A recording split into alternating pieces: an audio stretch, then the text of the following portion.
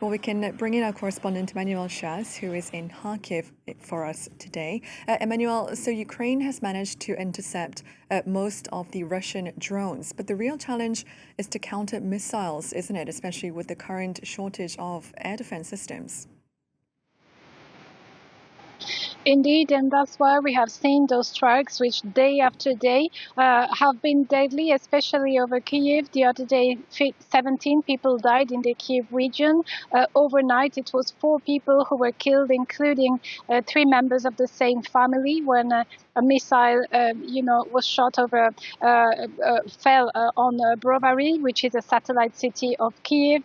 The family, that was living there was either dead or injured. The 2 grandparents and their 3-year-old grandson died on the spot, and the parents and their teenage son were injured and hospitalized. There was another body that was retrieved in the rubble in Kyiv, in what has, sadly become a daily reality since Russia really has been taking advantage of the fact that Ukraine cannot intercept missiles at the moment for lack of air defense. You've mentioned it. Kyiv manages to down the majority of the drones, the kamikaze drones that Russia launches daily at Ukraine, but the problem are the ballistic missiles. There's a shortage of air defense missiles.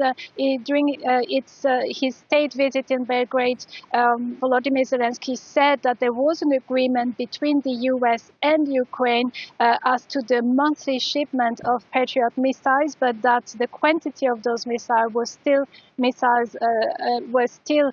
not enough to counter everything that Russia is throwing at Ukraine, and Russia is, taking advantage of this situation at the moment to target specifically the capital, but not only. Now, Ukraine has also launched its own attacks on Russia. Tell us more about the different targets it hit today.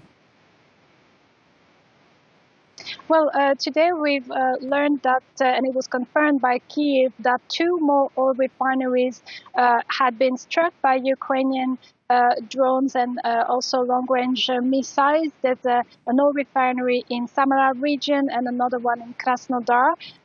This is a part of a bigger effort by Ukraine to try and hinder Russia's economy, which is also, something that is being done with mid-range Ukrainian strikes in the Black Sea and in the Sea of Azov.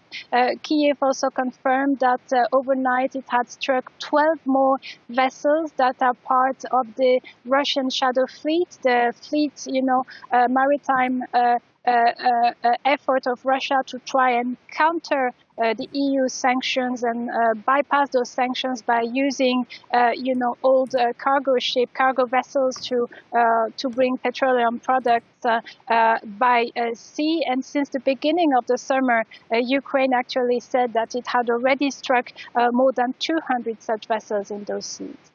All right, thank you very much indeed for bringing us those updates. That's Emmanuelle Chaze for us in Kyiv.